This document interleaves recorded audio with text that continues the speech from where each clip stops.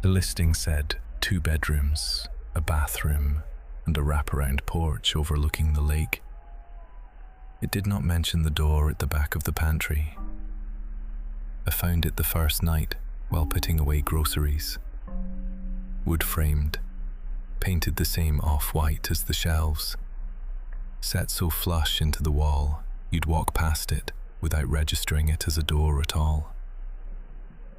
The handle was a lever, and when I pressed it hard, it held. I told myself, utility closet, poured a drink, and went to watch the water until I was too tired to think. I woke at 2 a.m. to a sound I couldn't place. Not a building settling, but the precise, deliberate click of a door latch being carefully pulled shut. I lay still, with the blanket bunched at my chin, and waited. The house went silent, but the air in the hallway had changed. Cold and damp, carrying the smell of lake water and disturbed earth, as if something had dragged the outside in with it. In the morning, I went straight to the pantry. The door was unlocked. I knew it had been locked because I'd put my shoulder into it twice. Now it swung open onto a narrow wooden staircase descending into dark. The steps were worn smooth in the center. Not from age, the wood on either side of each tread was still pale and rough, but from boots, from someone walking them often enough to polish the grain to a shine. At the bottom, through a gap in a second door, I could see the grey morning light. Someone had been walking into this house from outside, and the only question was how many times, and whether they had stopped. I made myself go down. The basement was unfinished, bare concrete, exposed joists, a water heater ticking in the corner, and the far door opened outward onto a narrow path through dense brush running all the way to the lake's edge. The padlock on the outside hasp was hanging open, not broken, not forced, unlocked by someone with a key. Someone had been walking in from the water, up those worn stairs, and into the house where I had been sleeping, possibly every night of the week before me. I called the property contact and got voicemail. I tried texting. No data. One unstable bar. I walked to my car and stopped. The rear tire was flat, the rim sitting on gravel with the full weight of that corner pressing down. I looked at the tire, then at the lake path, then at the tree line where the brush was thick enough to hide someone 3 feet back. The realization landed without panic, the way the worst ones do. They know I found the door, and they've made sure I can't drive away. I went back inside to get my bag, and the pantry door was standing wide open. I had left it closed.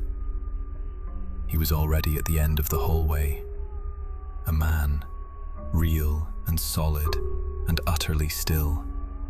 Mid-50s, dark work clothes, the look of someone who spent a great deal of time outdoors. His face was unreadable. His eyes held a calm that was worse than aggression. The stillness of someone who had already worked through every version of this moment. His right hand held a folding knife loosely at his side, blade at the floor, not raised, just present, the way you carry something you've owned for years. I ran before I finished the thought. Front door, porch steps, gravel, hitting the road with my lungs burning. And he was behind me, not sprinting, but walking fast, with long, deliberate strides. The pace of a man who knew every inch of this property and had calculated he didn't need to rush. I screamed at the first headlights coming around the bend and ran straight at them with both arms up. The car braked hard and pulled to the shoulder. I had my hand on the door before it stopped moving. The driver locked the doors and called the police while I watched the road behind us in the side mirror. 2 cruisers reached the cabin in 40 minutes. They found the tunnel, the open padlock, the worn stairs, and in the basement, clear evidence of long-term occupation. A sleeping roll, a battery lantern, a radio tuned to weather, and 4 months of food packaging stacked neatly against the wall. The man was gone. 3 weeks after I got home, I received a text from an unknown number. A single photograph of my car in my own driveway, rear tire flat on the pavement, taken from a low angle with the same framing as that morning at the cabin. No caption, no follow-up. Just the proof that he knew exactly where I lived and that he hadn't lost interest. If you're enjoying this, a like really helps the channel grow. The cabin came with a lockbox code, a laminated welcome card, and a note taped to the fridge that said, "Make yourself at home." I did, dropped my bag in the main bedroom, walked the 3 rooms, and found a door at the end of the hall with a keyed deadbolt and no mention of it anywhere in the listing. The single key on the fob didn't fit it. I assumed it was the owner's private storage, off limits, and I let it go. That was my first mistake. The second night, I woke to movement behind that door.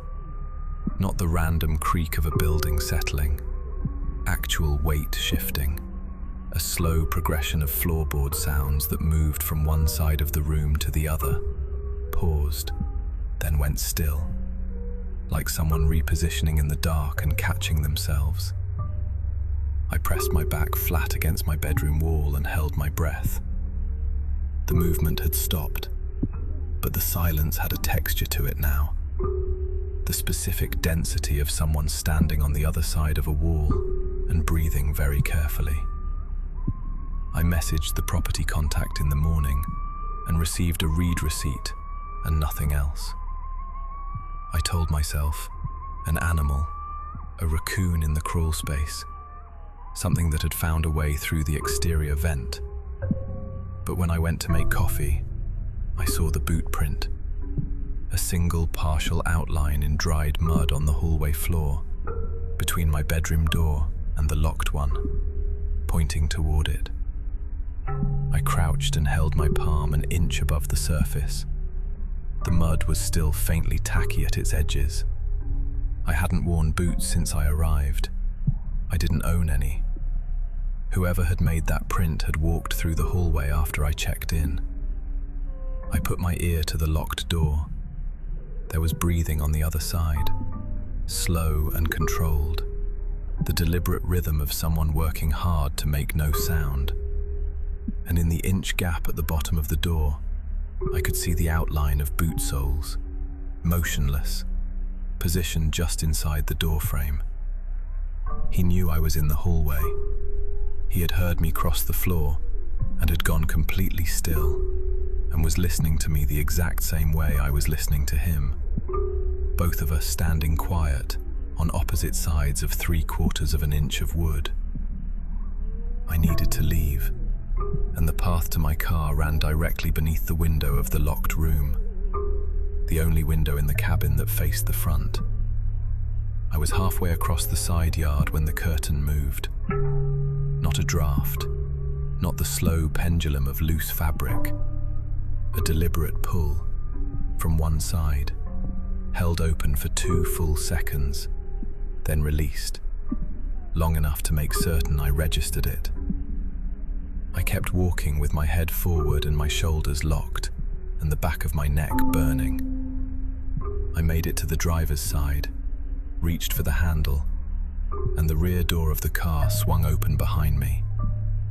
I lock those doors every time, without exception, always. He was already inside, folding himself into the back seat with a kind of unhurried efficiency that implied he had done this before. Lean and pale, angular face, no expression, wearing a grey wool sweater and carrying a small backpack like someone returning from a hike. He settled into the seat and looked at me in the rearview mirror with eyes that held no urgency whatsoever, and in a voice that was quiet and conversational, and worse for being both, he said, "You should have left yesterday." I was out of the car before I finished processing the sentence. Door open, feet on gravel, moving before I had any plan at all. And he came after me, fast and rangy, and closing ground in a way that made it clear he'd moved through open terrain like this before. I hit the main road at a flat run and went straight at an oncoming truck with both arms over my head, screaming. And the truck swerved and braked and skidded onto the gravel shoulder. The driver climbed out. The man behind me stopped, looked at the driver, looked at me, turned, and walked back into the tree line without a word. The truck driver stayed on dispatch until 2 units arrived. Officers cleared the cabin and found the locked bedroom had been occupied for a minimum of 4 days. A bedroll beneath the window, a small camp stove with spent fuel canisters, a supply of food, and a handwritten notebook. The notebook logged my daily schedule with accuracy to within 5 minutes. Wake time, meals, shower, lights out. Every entry correct, every observation written in a neat, unhurried hand from the vantage of that single window. They did not catch him. A physical description was filed and came back with no match. What the officers found under the bedroll was a second notebook, older, its cover soft from handling, filled with dates going back 17 months. 2-letter initials in a column, brief behavioral observations beside each one, entry after entry, page after page. The detective read me the last line. She said there were 11 entries before mine. Then she closed the book, and neither of us said anything for a long time. Subscribe so you never miss a new story. It took me 48 hours to notice that every smoke detector in the apartment was angled towards somewhere a person would be. I was straightening a picture that had shifted off its nail when I registered that the detector across the room wasn't aimed at the ceiling. It was aimed at the bed, its face carrying a pinhole too perfectly centered to be a manufacturing vent. I took it down. Behind the casing, fixed to the backplate with adhesive, was a wireless camera module no larger than a thumbnail, its red indicator light blinking once every 3 seconds in the dark. I checked the hallway detector next, gutted, refitted with a camera aimed at the bathroom door. And when the kitchen vent cover came away, there was a third, wide-angle lens positioned just behind the louver slats. I dropped the screwdriver and stood there looking at it on the floor before I could make myself pick it up. I had been in this rental for 2 full days. Every space I had occupied had been watched from the moment I arrived. I read the listing 3 times looking for any disclosure. Nothing. The host profile showed 12 5-star reviews, a verified badge, an excellent response rating. But the epoxy holding each camera mount still smelled fresh, and when I flexed the backing it gave slightly. Not fully cured, applied within the last week. These hadn't been installed as standing security. They had been placed recently and deliberately for whoever was currently staying here, or for whoever had been here before me and hadn't found them yet. I found the 4th camera inside the bathroom exhaust fan and sat down on the tile with my back against the tub. I stayed there trying to think clearly and failing, running through what 2 full days of footage in every room actually meant. When I finally stood up, I moved with the focused calm of someone who can't afford to panic. Bag on shoulder, shoes on, keys in hand. I went straight to the front door. Deadbolt opened cleanly. I reached for the chain lock, and it was jammed, blocked by a small folded square of aluminium pressed into the slide track, the kind of placement that takes deliberate intention to get right.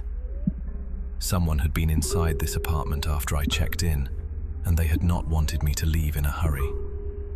I worked the shim free with my fingernail, the whole time aware that whoever placed it could be watching me do exactly that, live, right now. I got it loose, pulled the door open, and the man was standing directly outside in the hallway. Late 30s, plain dark jacket, holding a phone with the screen angled outward showing live video. The apartment interior, the open front door, my own back as seen from the hallway smoke detector. He looked at the detector in my hand, then at my face. Not with panic, not with threat, but the focused recalibration of someone whose plan had just gone wrong. Neither of us moved for 1 full second. On his screen, I could see his own face looking at mine, and the door between us, and the hallway stretching behind me into the apartment. I shoved past him shoulder first, hard enough to drive him into the opposite wall, and hit the stairwell at a dead run. He came after me without a word, just footsteps on concrete, steady and close, and the silence was worse than any threat he could have spoken. 4 flights down, losing control on the landings, and I came out through the ground floor exit onto the sidewalk, still moving. I pushed into the center of a group of pedestrians at a crosswalk and turned. He had stopped at the building entrance. He scanned the group, found me, held my gaze for several steady seconds, then turned and walked calmly back inside. I stood at that crosswalk until the lights cycled 3 times before I could move. Then I went 2 blocks to a cafe, took a window seat facing the street, and called the police. Officers found 6 cameras in total, a compact wireless router hidden in the utility closet, streaming footage to an off-site server, and the aluminum shim bagged as evidence.